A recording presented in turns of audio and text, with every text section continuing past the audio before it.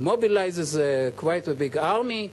He brings his army to the territory of the enemy, which is a sign of great ability and heroism. And now we have this interesting development. This would be verse 30, למד. וידר יפתח נדר לאדוני, ויאמר, אם נתון תיתן את בני עמון בידי, והיה יוצא אשר יצא מדלתי ביתי, לקראתי, בשובי ושלום מבני עמון, והיה לאדוני והעליתיהו עולה.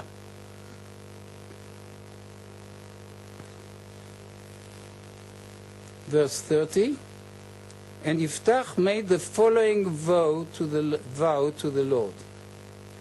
If you deliver the Ammonites into my hands, then whatever comes out of the door of my house to meet me on my safe return from the Ammonites shall be the Lord's and shall be offered by me as a burnt offering. This is not a wrong translation, it's a horrible translation. And you can do, you know, a little twist in English, and you cover up the meaning of the story for the poor readers who are olim chadashim and don't know Hebrew. Excuse my irony, but it's a shame that I speak to you in a foreign language. So, about the Bible, anyway, it says in English, it says, whatever comes out of the door of my house. What does it mean, whatever comes? It means a cow, a pig, a dog. What does it mean, whatever?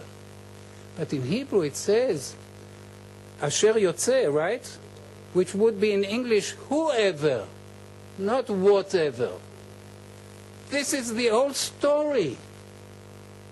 That this person is prepared to sacrifice a human being.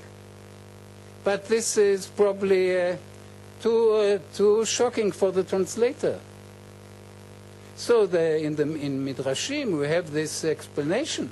So don't think that Yiftach was such a brute that he wants to make human sacrifice. So they say, maybe he thought about the cow, but what would happen if a pig or a pig, Jews don't have pigs, but if a dog will come out from the house. But lacet likrat means always in the Bible to a person who comes to celebrate your victory, your triumph. You remember the girls, the young ladies who came out to David and Shaul after the victory over Goliath. ותצאנה לקראתו בתופים ובמחולות. This is clear. Men do the fighting, women pray at home, and at the moment of victory, they come out, ותצאנה, they come out and give honor and glory to the victor. This is the division of labor. Biblical times, also today. This is clear. There are no women fighters in the Bible. The only women fighters in the Bible, they use artifacts from the kitchen, you know. They throw a mixer, they throw a water, sewing machine from a high place to a lower place. But they don't have a sword, never. Don't have a woman in the Bible. Yeah, she doesn't have a sword. How do you say yated? A peg. Yes, a peg of the tent. This is the whole.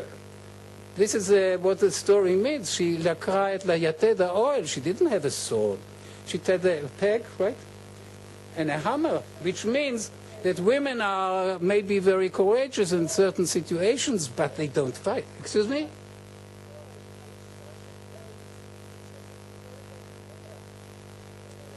No, I said a mixer.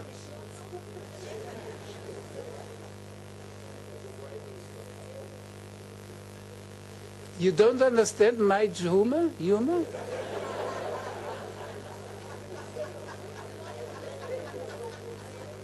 It says in the Bible, this lady is correct, it's a millstone, and she takes the upper part of the millstone and throws it. But I wanted to make it understandable to contemporary ladies. So I said she threw a mixer. All right, we agree? This is not a weapon, not a non-conventional weapon. It's a household commodity, how do you say? So all this long story was to make clear that now this is a role of people, women and men, old men, who didn't join the fighting. But now, at the day of victory, they come out to give honor, la'tzeit likrat. And now I have to discuss a few problems with this vow. I hope that it is clear. It says, whoever will come out of my house to give me honor, I will sacrifice him to the Lord and make a korban olah, a holocaust out of him, a burnt offering out of him.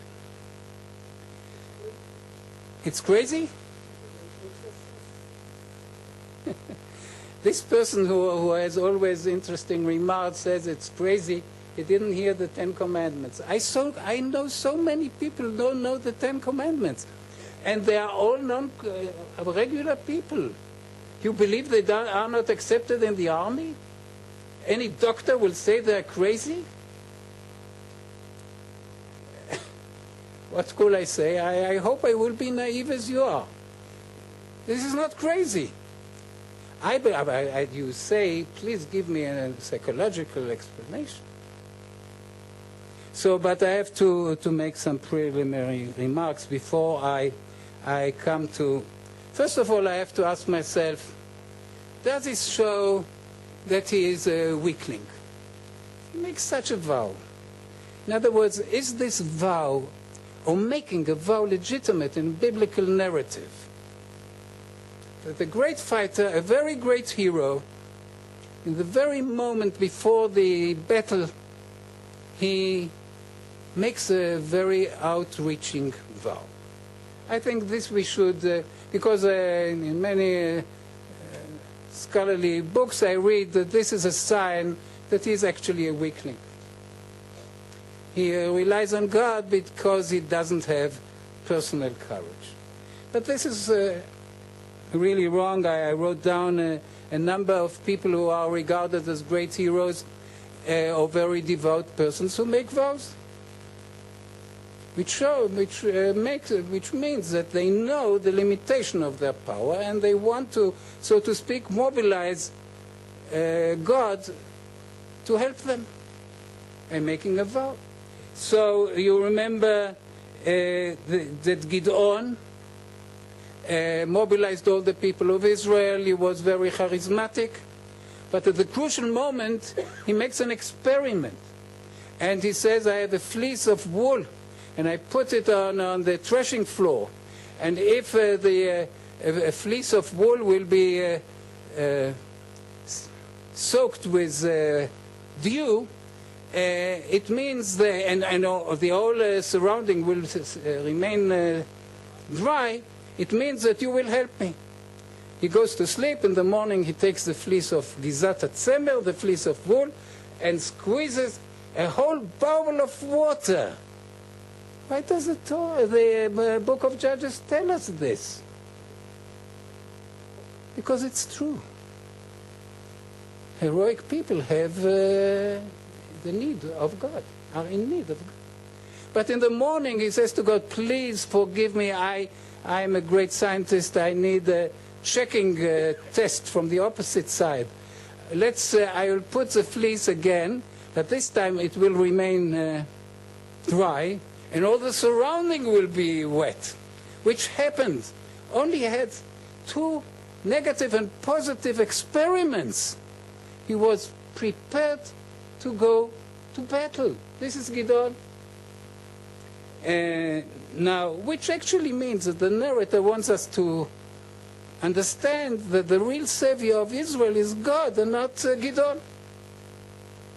Because without the help of, demonstrated help of God and experiments, he wouldn't have done what he's done. Now we have the children of Israel in the book of Bamidbar.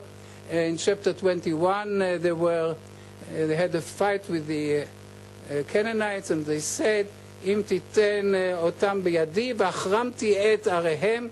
If God, you will will deliver them into our hands, we will proscribe all their towns.